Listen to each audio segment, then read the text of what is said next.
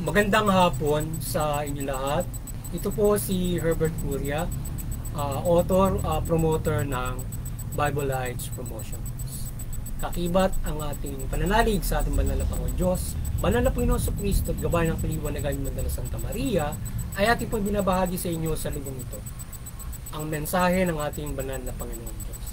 Ang tema ng mensahe ng ating banal na Panginoon Diyos ay faith in God through Jesus Christ to face suffering and temptations. Pray and wish for God's help. Ngayon ay babasahin ko po sa inyo ang mga mensahe ito mula po doon sa Bagong Tipan ng Mabuting Balita ng paghahari ng ating banal na Panginoon sa pamamagitan ng banal na Panginoong Yesu Kristo. At ayon po dito sa kay Apostol San Mateo Kabanata 4, talatang 2 hanggang 4. Ito po ang mensahe. Nang makapag-ayuno si Jesus ng 40 araw at 40 gabi, siya ay nagutom. Dumating ang manunukso at sinabi sa kanya, kung ikaw ang anak ng Diyos, iutos mo na ang batong ito ay maging tinapay. Ngunit sumagot si Jesus, nasusulat, hindi lamang sa tinapay nabubuhay ang tao, kundi sa bawat salita na bumutawi sa bibig ng Diyos. Papatuloy po natin kay Apostol San Mateo Kabanata 6, talatang 13. Ito po ang mensahe. Ama naming nasa langit, sambay nawa ang ngalan mo. Kanawa maghari sa amin, sundin nawa ang iyong kalooban dito sa lupa tulad ng sa langit. Bigyan mo kami ng pagkain kailangan namin sa araw-araw nito at patawaran mo kami sa aming mga kasalanan tulad rin naman ang aming pagpapatawa sa mga nagkakasala sa amin. Huwag mo kami iharap sa aming pagsubok kundi adya mo kami sa lahat ng masama. Pagpatuloy po natin kay Apostol San Mateo Kabanata 5, talatang 33 hanggang 37. Ito po ang mensahe. Tinawag ni Jesus ang kanyang mga alagad at sinabi, nahahabag ako sa mga tao ito, sapagkat tatlong araw na ngayon kasama ko sila, at wala na silang makain. Ang mga tao ay pinaupo ni Jesus sa lupa, kinuha ang 7 tinapay at ang mga isda. At matapos magpasalamat sa Diyos ay pinagpira-piraso niya ang mga iyon at ibinigay sa mga alagad. Pinamahagi naman nila yon sa mga tao. Kumain na lahat at nabusog at nang ipunin nila ang mga pira-pirasong tinapay na lumabis, nakapuno sila ng 7 bakol na malalaki. May 40,000 lang lalaki ang kumain, bukod pa ang mga babae at ang mga bata. Pagpatuloy po natin sa 1 Pedro Kabanata 5, talatang 6. Dito po yung mensahe. Pagkatiwala ninyo sa Kanya ang inyong kabalisahan, sapagkat siya ang kumukupkop sa inyo. Pagpatuloy po natin kay Apostol San Juan, Kabanata 14, talatang 13 hanggang 13. 4, ito po ang mensahe. At anumang hilingin ninyo sa Ama sa aking pangalan ay gagawin ko, upang maparangalan ang Ama sa pamamagitan ng Anak. Gagawin ko ang anumang hilingin ninyo sa pangalan. Pagpatuloy po natin sa kay Apostol San Mateo Kabanata 7, talatang 7 hanggang 8. Ito po ang mensahe. Humingi kayo at kayo ibibigyan, humanap kayo at kayo makasusumpong. Kumatok kayo at ang pinto ay bubuksan para sa inyo. Sapagkat tumatanggap ang bawat humihingi, nakasusumpong ang bawat humahanap at binubuksan ang pinto ng bawat kumakatok. Ito po ang mensahe at salita ng ating banal na Panginoon Diyos sa linggong ito, sa ating pagbabahagi ng mabuting balita dito sa ating Bible Lights Promotions. Ating pong pasalamatan ang ating banal na Panginoon Diyos at ang ating banal na Panginoon Kristo. Maraming salamat po sa ating banal na Panginoon Diyos at banal na Panginoon Kristo sa kanyang paggabay at mensahe sa atin sa linggo ito, dito sa ating pagbabahaging ito. At ngayon ipaliliwanag ko po sa inyo ang mensaheng ito mula din sa tema na faith in God through Jesus Christ to face suffering and temptations. Pray and wish for God's help. Ito po ang nais pong ibabatid sa atin ng ating banal na Panginoon Diyos na nais niya na upang malagpasan natin yung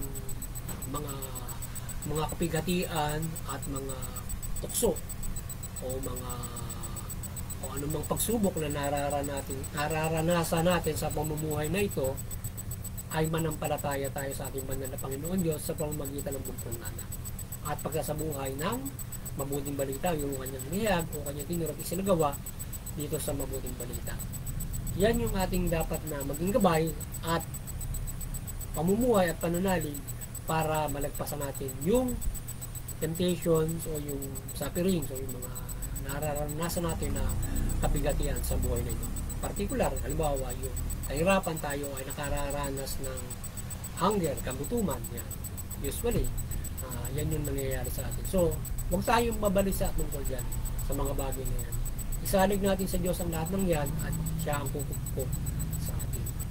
Tayo ay mag-ehemplo natin yung nangyari, ginawa ng Panginoon sa Kristo na siya ay tayo kung kaya nating siya nag-ayuno siya 40 days, 40 nights. So walang kain ng 40 araw.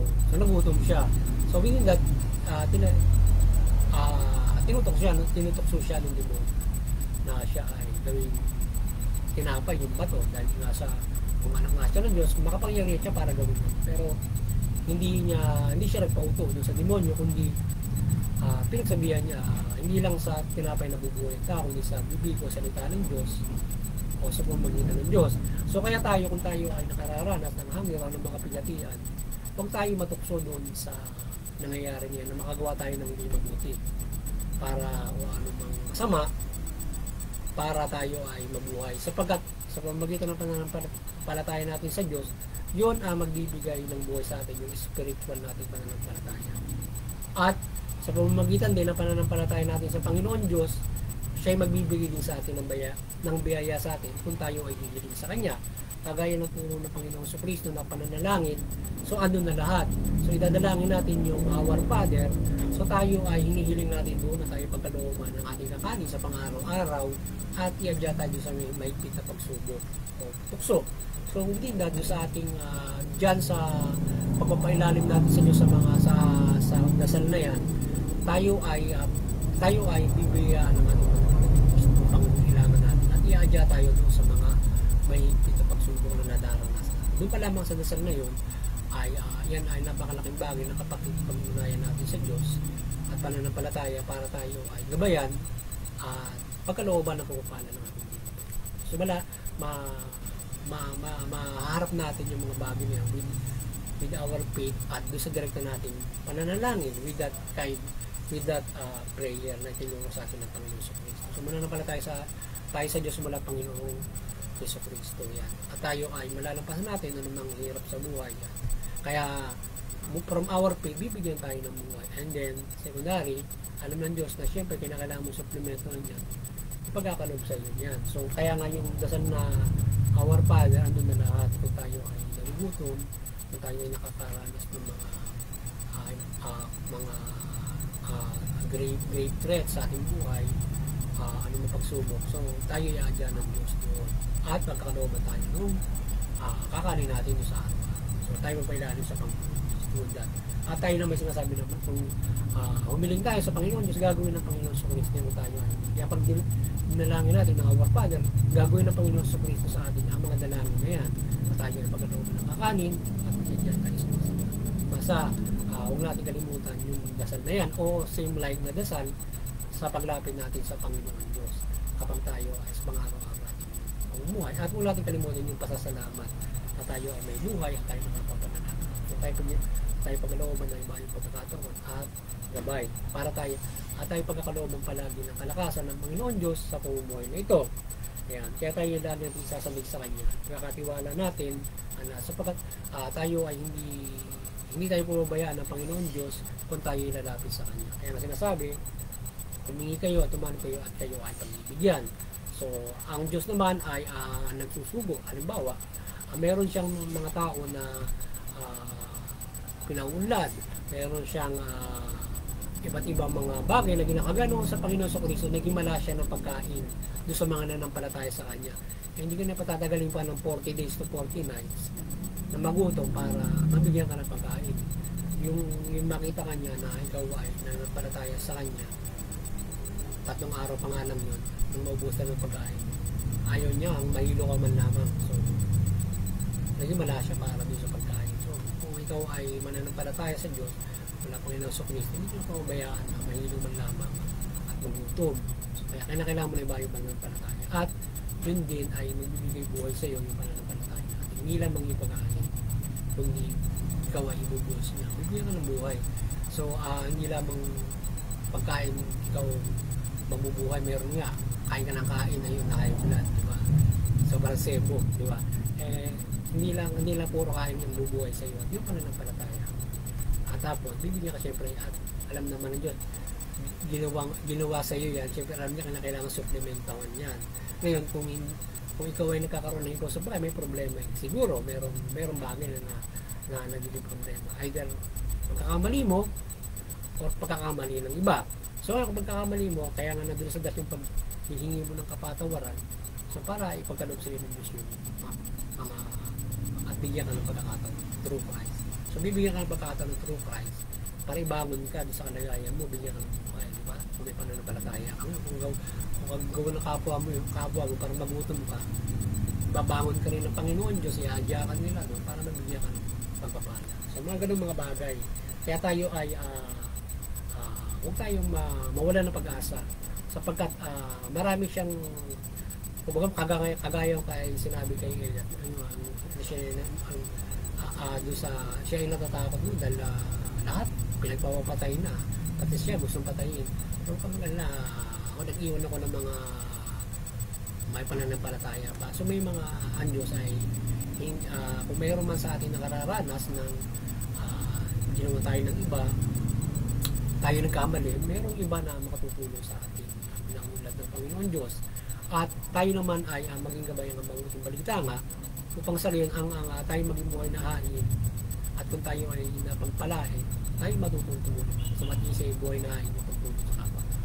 So yan ay gawin natin dun sa iba pagkat kung tayo naman yung mga ngailangan tutulungan din naman tayo ng mga sa gayon titiba yung atin kaya sa magtulungan tayo sa pagdala ng pasanin sa pumuhay at kahit naman tayo ay pare-parehas halimbawa tayo pare-parehas na mayroong namumuhay ayon sa karapatan, maaaring makaranas pa rin tayo nung hikaw sa buhay kung tayo yung tinamaan ng bagyo, halimbawa, yung iba hindi. Kung sila yung tutulong sa atin, di ba? Kung sila naman yung tinamaan ng bagyo, sila naman yung tutulungan natin. Halimbawa, kahit pa sabihin mo, namumuhay ka sa karapatan, nagkasakit yung kapamilya mo, kagaya yung balita, nagkagastos ka, daan libo na yung bill mo, di ba? So, kailangan ka ng tulong ng iba, gobyerno, para mabayaran mo yun, di ba? So, hindi porke nasa karapatan ka na or nasa mabuti na po. May pagkakataon na kahit nga medyo may kakayanan ka, kung milyon na minagastos mo doon sa sakit mo, ay talagang nangailangan ng tulong. Di ba? Mga ganun mga bagay. At iba yung pananampalataya para pagalingin ka sa mga karamdaman. Yan. So yun, muli sana ay nagabayan naman kayo ng Bible-Life Promotions sa inyong spiritual na pumuhay at mula sa pagbabahagi natin ng mabuting balita at kayo ay magkaroon ng kaligtasan ng spiritual. Maliwanagan kayo ng mabuting balita at magkaroon kayo ng kaligtasan ng spiritual. At tayo patuloy na nampalataya ng gabay ng Banda ng Santa Maria. Kabayan tayo sa ating pagbabahagi ng mabuting balita o ng salita ng Diyos at kayo ay maliwanagan. Tayo maliwanagan at talimayan ng mabuting balita. Higit sa lahat, syempre, ay ang pagtalima ng mabuting balita at ang pakikinig. Sapagkat yan yung magliligtas sa atin kung tayo ay sasabuhay ang mabuting balita. So ngayon kung tayo ay pinagabayan ng Diyos sa Banal na Santa Maria, ay lalo tayong magalak sapagkat tayo binibigyan ng dagdag na pag-asa, pag-boost sa ating pananampalataya within that. But hindi man tayo gabayan ng ganong klase ng mga milagro, maraming gabay ang ating banal na Panginoon. Kagaya nga nung halimbawa, mula dyan sa mabuting balita, yan ay gabay ng Diyos sa atin at iba't iba pa mga kahilingan na maaari natin hilingin at iba't iba mga himalang na pwede gabay sa ating buhay, yan tayo sa kapahamakan, kalusugan, yan. So napakaraming bagay ang pagpapala natin. Hindi lang doon sa ganun. But kung tayo nagagabay ng ganun, napakaganda na tayo ay nagabayan. At pagpapala, panglaran yan, ay pinangunlad, binibigyan ka ng sawang customer, bukal ng customer, halimbawa, kasi yan lang naman ang pamumuhay natin. Kung tayo may negosyo, walang sawang customer at bibigyan ng Diyos kung ikaw ay nananampalataya. Kung ikaw ay nagtatrabaho, bibigyan ka ng matibay na trabaho at matibay na kumpanya. Yan lang naman yung ang kaunlaran.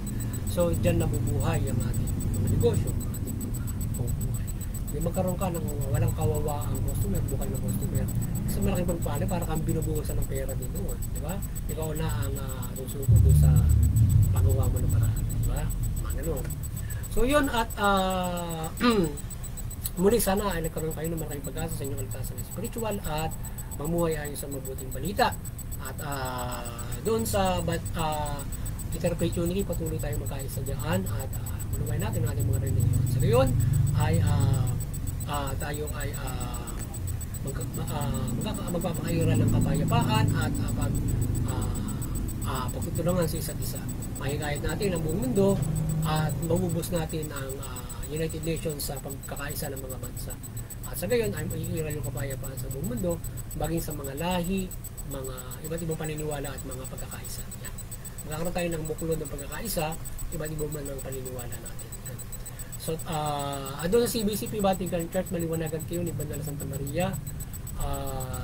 Patuloy niyo pagbuklarin yung sangkatauhan sa pananampalataya sa ating Panginoon Diyos, mula Panginoon Kristo at mabuting balita. At sa ating munting kakayanan ay ang Bibleized Promotions ay patuloy na dumalangin ng gabay ng Banal Santa Maria na patuloy natin mapagbuklod ang sangkatauhan sa pananampalataya sa ating Panginoon Diyos, mula Panginoon Kristo at mabuting balita. Doon sa mga kapamalaan, maliwanagan kayo. Maliwanagan ang mga kapamalaan at kayo ay patuloy na magpairal ng mabuting pamamahala, patas ng justisya, karapat at sunugunin niyo yung karapat naman. Magabayan kayo ng mabuting balita sa inyong pamamahala. So yan, magandang hapon sa inyo lahat at God bless.